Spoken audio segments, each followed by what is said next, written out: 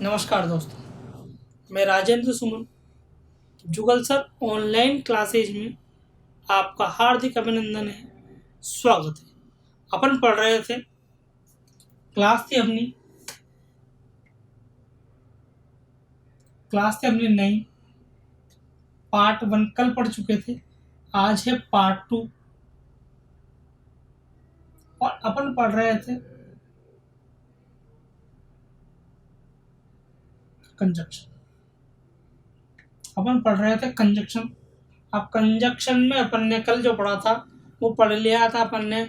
Either or, neither nor, too, so that, hardly had, इन चीज़ों को अपन ने कल पढ़ लिया था। आज बात करेंगे आगे के टॉपिक्स की, आगे के पार्ट्स की, कौन कौन से पार्ट इनके। तो एक बार देखिए आप। आज बात करते हैं, पहले बात करते हैं बोथ और एंड। ये दो तरह से चलेगा। दो तरह से कैसे? अगर मान लो दोनों ही जो हैं, दोनों सेंटेंस हो और दोनों ही सेंटेंस के सब्जेक्ट समान हो, दो सेंटेंस हो, दोनों ही सेंटेंस के सब्जेक्ट जो है वो समान हो, तो क्या करना है? पहले तो आएगा सेम सेंटेंस। सेम सेंटेंस यानी कि जहां तक का सेंटेंस मैच कर रहा है वहां तक का सेंटेंस। फिर आएगा बोथ। फिर आएगा पहले सेंटेंस का जो एक्स्ट्रा बचा वो एक्स्ट्रा फर्स्ट। फिर आएगा एंड। और दूसरे सेंटेंस का जो एक्स्ट्रा बच रहा है वो एक्स्ट्रा सेकेंड, सेकंड सेंटेंस का एक्स्ट्रा। ठीक, जैसे आया आई एम अ टीचर, और एक सेंटेंस आया आई एम अ सिंगर। बढ़ाते हैं, I am a teacher, I am a singer. तो कैसे बना? यहां तक का सेम मिल रहा है एम तक का, तो बनेगा आई एम। फिर आएगा बोथ। बोथ पहले सेंटेंस में एक्स्ट्रा बचा अ टीचर। फिर आया एंड, और दूसरे सेंटेंस में एक्स्ट्रा बचा अ सिंगर। दोस्तों, बात आपकी क्लियर होगी। पहले क्या बना, फिर क्या बना। एक सेंटेंस और देखते हैं। जैसे आया शी विल, यूं आ जाए कोटा इज कोल्ड, और आ गया इट इज हॉट। तो सर कोटा के लिए ही इट आया है, मतलब दोनों के सब्जेक्ट सेम है। दोनों के सब्जेक्ट सेम है तो ये रूल से बनेगा, यानी कि पहले आएगा कोटा इज, यहां तक का सेम मिल रहा है। फिर आएगा बोथ। बोथ के बाद पहले सेंटेंस का एक्स्ट्रा बचा कोल्ड। फिर आया एंड, और फिर हो गया हॉट।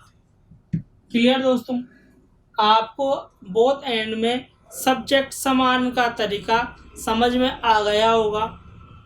आप एक बार इसका स्क्रीनशॉट लें, फिर आगे बढ़ते हैं, फिर आगे बात करते हैं आगे क्या करना है अपना। स्क्रीनशॉट ले लीजिए एक बार आप।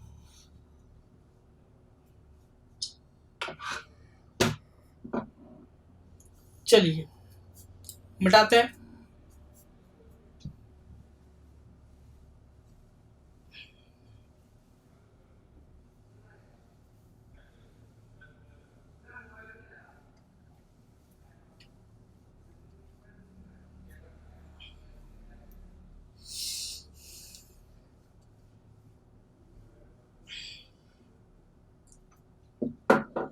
अब बात करते हैं सब्जेक्ट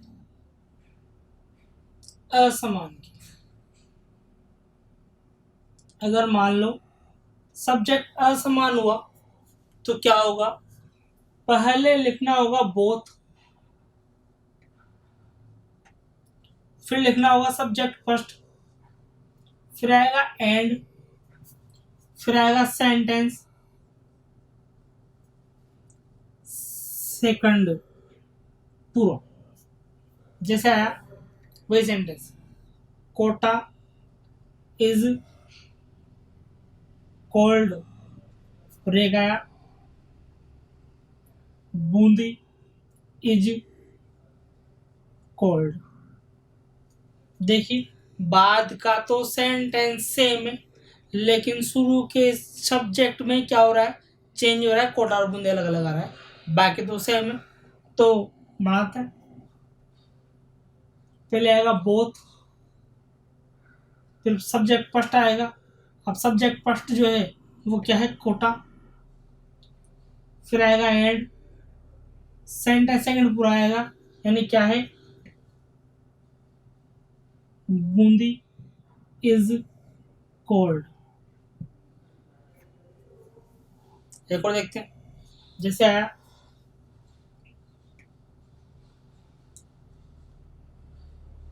रश्मि इज ऑनेस्ट, और एक आया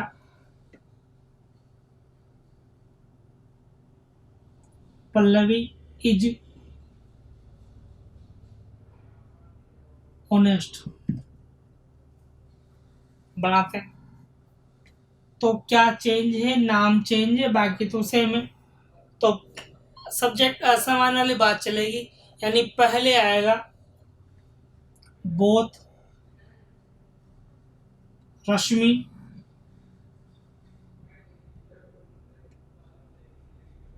एंड बाद वाला पूरा पल्लवी इज ऑनेस्ट। दोस्तों बात आपको समझ में आई होगी, बोथ एंड में सब्जेक्ट समान और सब्जेक्ट असमान दोनों के अपन ने सेंटेंस बनाए, दोनों ही बात आपको 101% क्लेरिफाई होगी। आगे बढ़ते हैं, एक बार आप इसका स्क्रीनशॉट लें।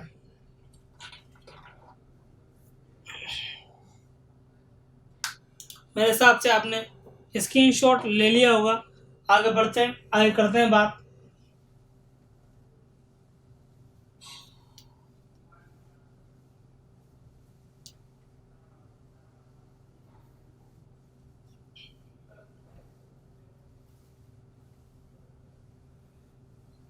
अब बात करते हैं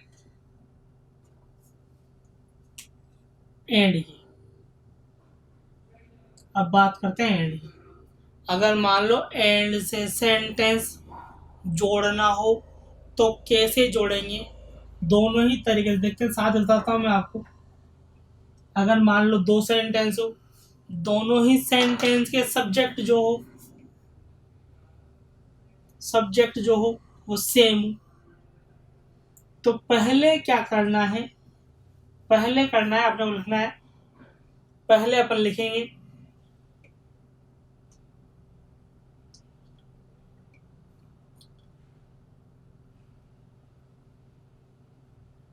सेंटेंस फर्स्ट, फिर लिखेंगे एंड। फिर एक बात का ध्यान रखना, सब्जेक्ट फर्स्ट में जो सेम मिल रहा है वहां तक का तो छोड़ देना, और जो अलग मिल रहा है वो सेंटेंस सेकंड का लिखना है।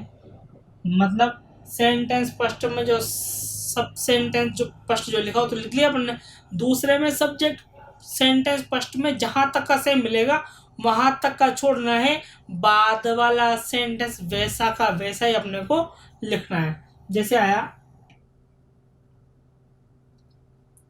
कविता इज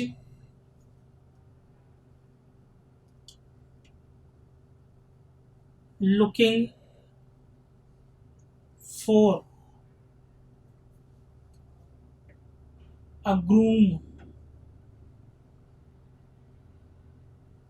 ब्रेक आया she is looking for a job. मतलब क्या मतलब हुआ, पहला यह हुआ कि कविता एक ग्रूम खोज रही है। ग्रूम का मतलब होता है भैया ग्रूम का मतलब होता है भैया दुल्हा। दूसरा लिखा अपन ने, कविता एक जॉब ढूंढ रही है, दोनों काम ढूंढ रही है। तो सेंटेंस फर्स्ट तो पूरा लिखना है, मतलब क्या आ जाएगा, Kavita is looking for a job. यहां तक का तो पूरा लिखा अपन ने। फिर बाद में आया एंड। एंड के बाद में फर्स्ट सेंटेंस देखो यहां तक का मैच हो रहा है, तो ये छोड़ दो। एंड के बाद में जो बचा उसको लिख देते हैं, यानी क्या बचा, अ जॉब। अब मतलब हुआ Kavita is looking for a bride and a, Kavita is looking for a groom. Kavita is looking for a groom and a bride, मतलब हुआ कविता एक दुल्हा ढूंढ रही है और एक जॉब ढूंढ रही है। या कोई देखते हैं, जैसे आया जॉन डन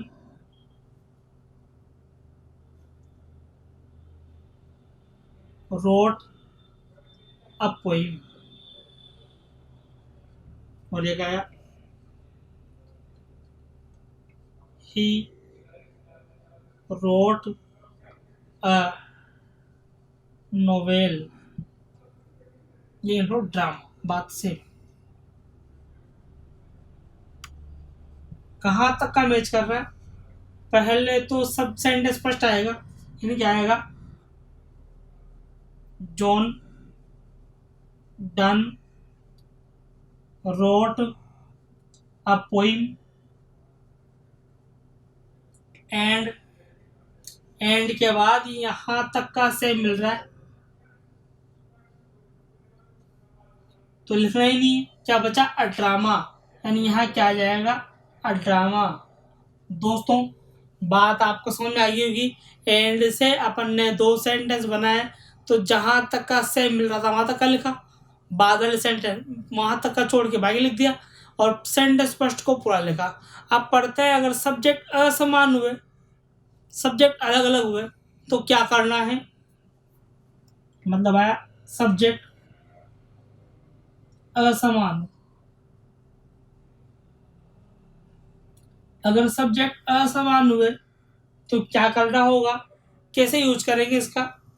देख, पहले क्या करना है, लिखना है सब्जेक्ट फर्स्ट लिखना है, फिर लिखना है एंड, फिर लिखना है सेंटेंस,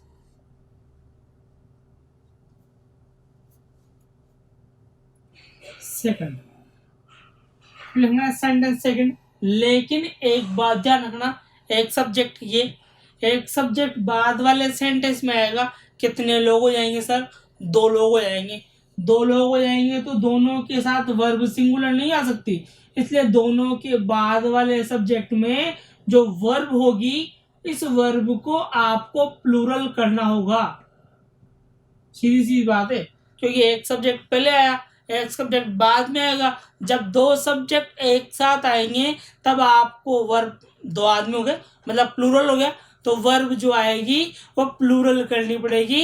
ऐसा रूल आपने subject verb agreement class number 3 थी अपनी, वहाँ पढ़ा था अपन ने कि जब भी दो सब्जेक्ट एंड से जुड़ते हैं तो वर्ब जो यूज होती है वो वर्ब होती है plural use.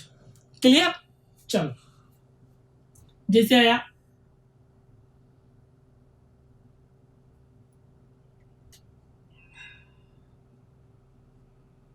Ramesh is teaching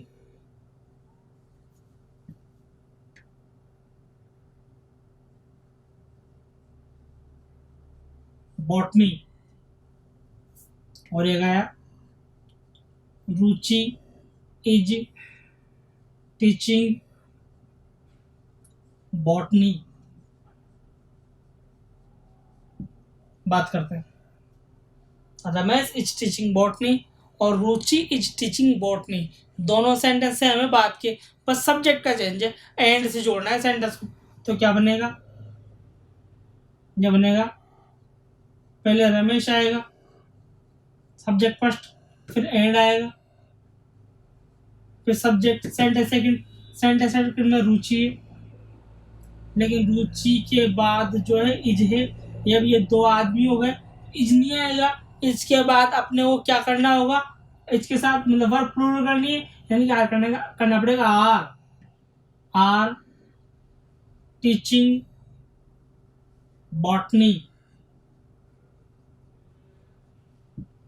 clear है दोस्तों? आगे बढ़े, बात करें। देखिए एक सेंटेंस और देखते हैं, जैसा है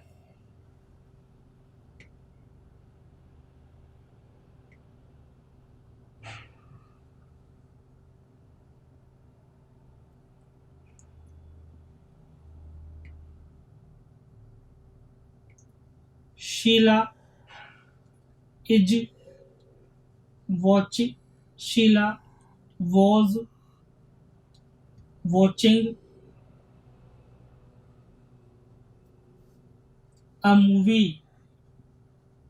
एक सेंटेंस है शीला इज वॉचिंग मूवी, और दूसरा सेंटेंस है शीला वो सीमा वॉज वॉचिंग अ मूवी। बात करें, वही बात, अपने को वर्ब प्लूरल करनी है। मतलब पहला तो आएगा शीला, फिर आएगा एंड, फिर आएगा सीमा। अब वाज की जगह आएगा were watching a movie. Sir आपको एंड के दोनों रूल, यानी कि सब्जेक्ट समान और सब्जेक्ट असमान, दोनों ही आपको क्लियर हो गए होंगे। दोनों ही बातें आपको समझ में आई होगी कि अपने सब्जेक्ट समान में क्या किया और सब्जेक्ट असमान में क्या किया। दोनों ही बात आपको क्लियर हो गई होगी मित्रों। एक बार आप स्क्रीनशॉट लें, फिर अपन आगे बढ़ते हैं और आगे की बात करते हैं। एक बार स्क्रीनशॉट ले लीजिए आप।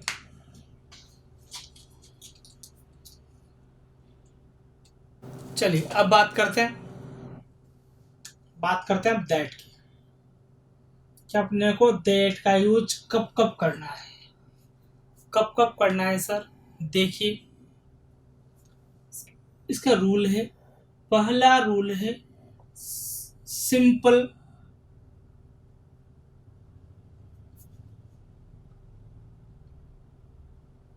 नरेशन।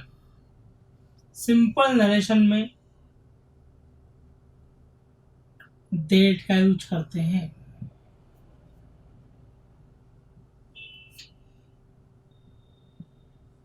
सिंपल नरेशन में किसका यूज करते हैं?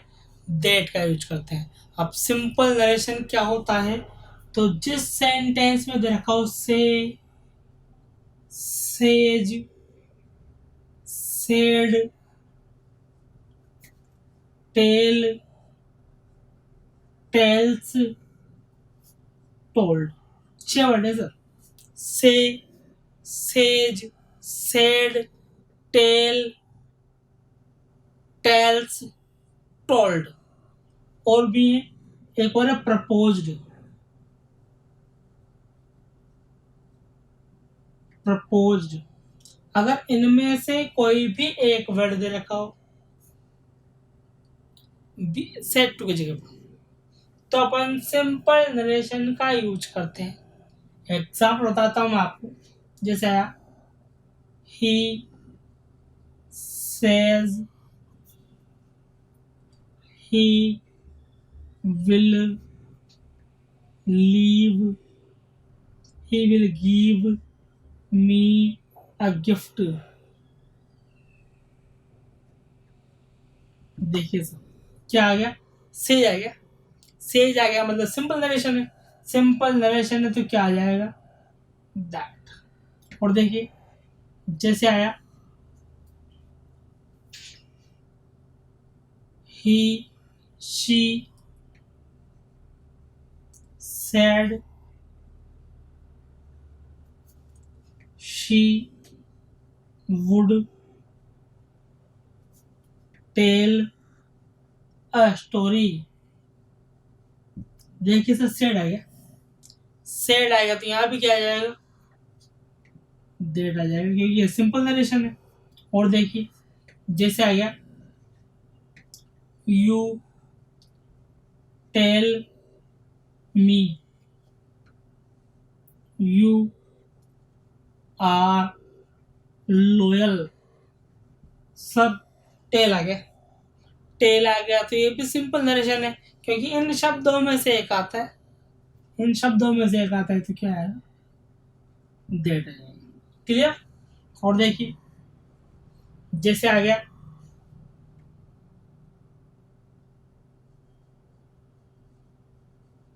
Piyush said told Pramila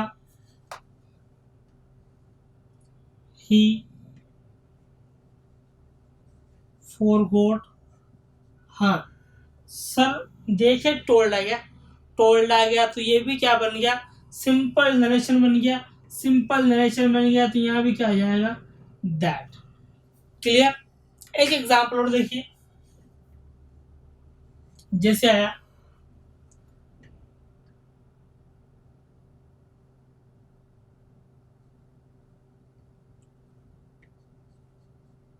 Nisha proposed me we should watch movie। Sir propose आ गया, मतलब नरेशन है, नरेशन है तो क्या यूज होगा सर, डेट यूज होगा। मित्रों आपको एक रूल यानी कि सिंपल नरेशन में डेट का यूज कब करते हैं ये आपको समझ में आ गया होगा। आप स्क्रीनशॉट लें, इसके बाद बात करते हैं आगे का यूज कैसे करना है। स्क्रीनशॉट ले लीजिए एक बार। चलिए देखते हैं।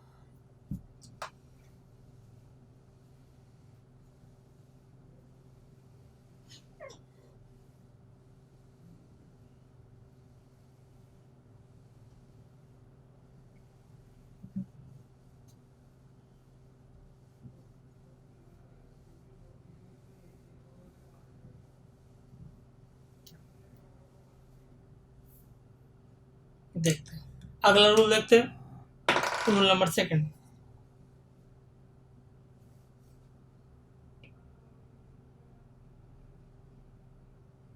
अगर मान लो सेंटेंस में आपको यह वर्ब दिखाई दे, कौन सी, अंडरस्टैंड,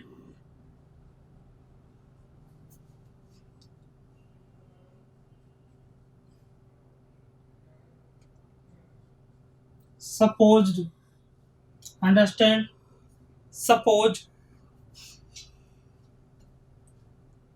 सजेस्ट,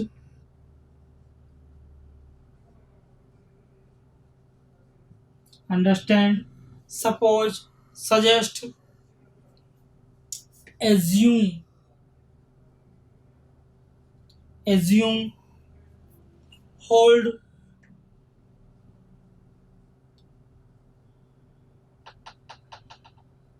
कैलकुलेट।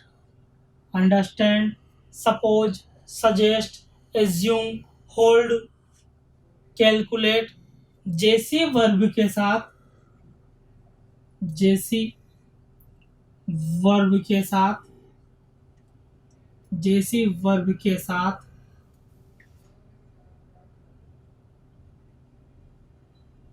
डेट का यूज करते हैं, जैसी वर्ब के साथ डेट का यूज करते हैं। देखिए जैसे एग्जांपल आया, you understand, you understood, you under sir ये सेकंड फॉर्म, अंडरस्टैंड के सेकंड फॉर्म में understood, you understood that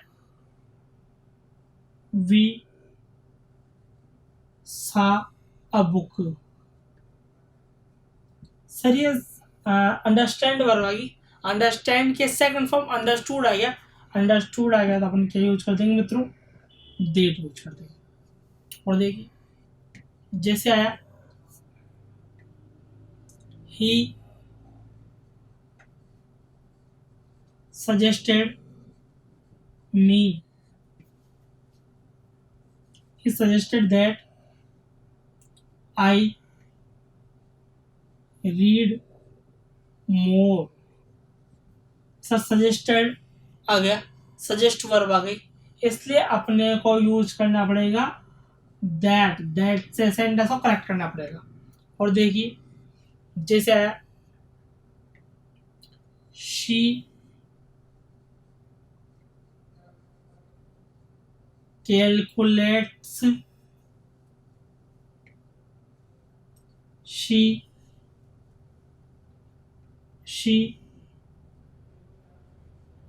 take more time।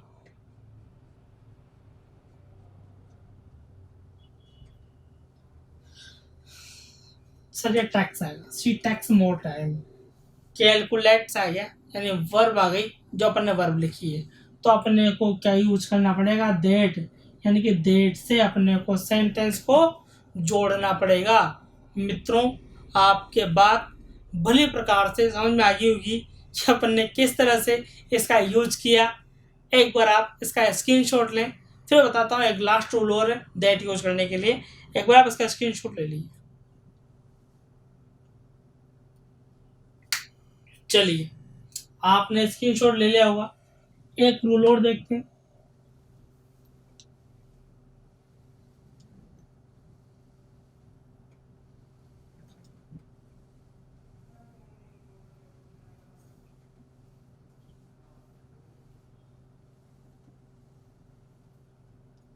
देखिए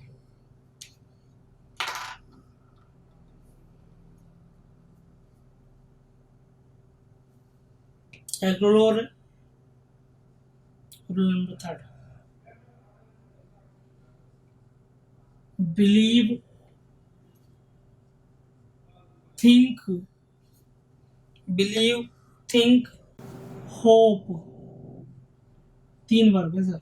बिलीव, थिंक, होप, जैसी वर्ब के साथ भी, जैसी वर्ब के साथ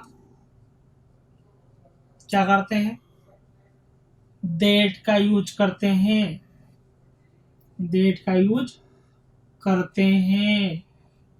मित्रों बात क्लियर, बिलीव, थिंक, होप, जैसी वर्ब के साथ डेट का यूज करते हैं। जैसे I thought you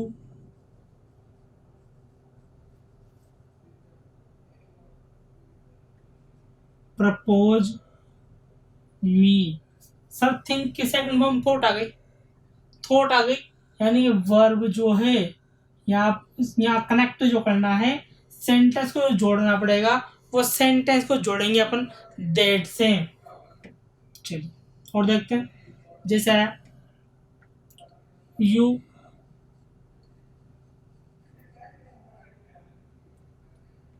believe me I am a loyal. Loyal का वफादार, लॉयल का मतलब है वफादार। अब बिलीव से सेंटेंस जुड़ा, यानी कि यहाँ पर क्या आ जाएगा, डेट आ जाएगा। दोस्तों अपन ने डेट का यूज करने के लिए 3 रूल पढ़ाए, सपोज, अंडरस्टैंड जैसी वर्ब, नरेशन जैसी, नरेशन के सिंपल नरेशन में, और एक पढ़ा है होप, बिलीव और थिंक जैसी वर्ब के साथ अपन डेट का यूज करते हैं। आपको समझ में आ गया होगा, एक बार आप इसका स्क्रीनशॉट लें, फिर आगे बात करें, आगे बात करते हैं। स्क्रीनशॉट लीजिए एक बार इससे। चलिए दोस्तों एक और बात कर, एक और लास्ट बचा हुआ है, उसकी बात कर लेते हैं। अब बात करते हैं not, not only but also, not only but also. इसका भी तरीका वैसे ही है सेम। फिर भी देखते हैं एक बार क्या तरीका है। अगर मान लो दो सेंटेंस हो, दोनों सेंटेंस के सब्जेक्ट समान हो, दोनों सेंटेंस के सब्जेक्ट अगर समान हो तो क्या करेंगे। पहले लिखेंगे पहले लिखेंगे सेम सेंटेंस, सेम सेंटेंस, यानी कि जहां तक का सेंटेंस सेम मिलेगा वो लिखेंगे। इसके बाद लिखेंगे नॉट ओनली, फिर लिखेंगे फर्स्ट सेंटेंस पे जो एक्स्ट्रा बच रहा है वो एक्स्ट्रा फर्स्ट, फिर लिखेंगे बट ऑल्सो, और दूसरे सेंटेंस पे जो एक्स्ट्रा बच रहा है वो extra second. Not sentence same लिखेंगे, फिर नॉट ओनली लिखेंगे, फिर पहले सेंटेंस का एक्स्ट्रा, फिर बट ऑल्सो, फिर दूसरे सेंटेंस का एक्स्ट्रा। ये कब होगा, जब दोनों ही सेंटेंस क्या होंगे, सेम होंगे, मतलब सब्जेक्ट दोनों के सेम होंगे। जैसे आ जाए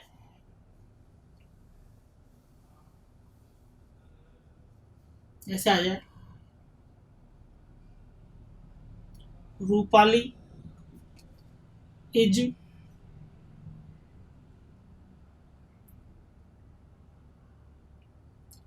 टीचिंग हिंदी, और she is teaching English. Rupali is teaching Hindi और सी इज टीचिंग इंग्लिश, यानी कि दोनों काम रूपाली कर रही है, यानी कि दोनों के सब्जेक्ट सेम है तो ये यहाँ तक का सेंटेंस आएगा, यानी क्या आ जाएगा, रूपाली इज टीचिंग, सेम लिखा, फिर आएगा नॉट ओनली हिंदी, दूसरा आया तो बनेगा बट ऑल्सो इंग्लिश, दूसरा एक्स्ट्रा। मित्रों बात क्लियर हो गई। अब अगर सब्जेक्ट असमान हुए, मान लो दोनों सब्जेक्ट सेंटेंस के सब्जेक्ट जो है वो असमान हुए, दोनों के सब्जेक्ट अगर असमान हुए तो क्या करना है, तो ये करना है कि सबसे पहले लिखेंगे नॉट ओनली,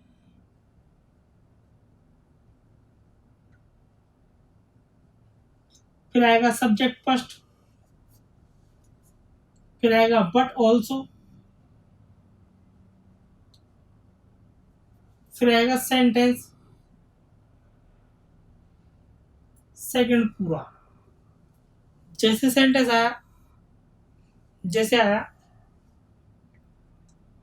वही सेंटेंस। क्या था सेंटेंस,